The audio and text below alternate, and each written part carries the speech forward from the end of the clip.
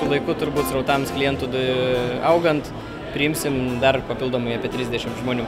O procedūros pačios įvairiausios, mineralinio vandens procedūros, fizioterapijos, kineziterapijos, įvairius tyrimus atliekam, deguonies kokteiliai, inhaliacijos, labai platus spektras.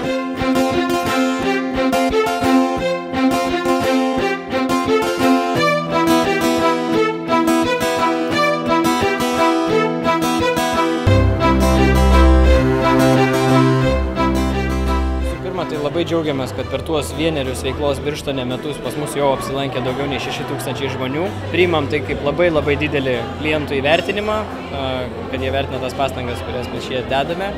Na, o žmonės važiuoja patys įvairiausi.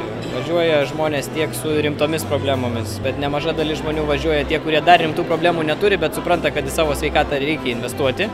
Ir jie atvažiuoja dar teisingų laikų, kada gali sustabdyti tą visą blogėjimą ir sustiprinti savo kūną, sveikatą ir vėl tą pajusti malonumą gyvenime.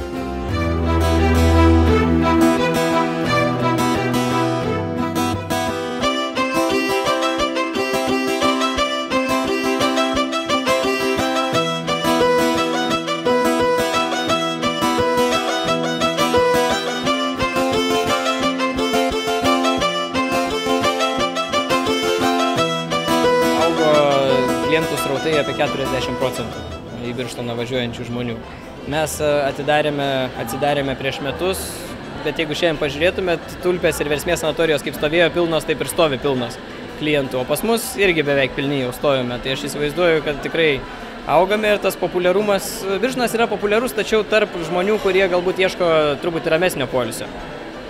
Užsieniečių srautai visame tame kaip atrodo? Užsieniečiai priklauso labai nuo sezono.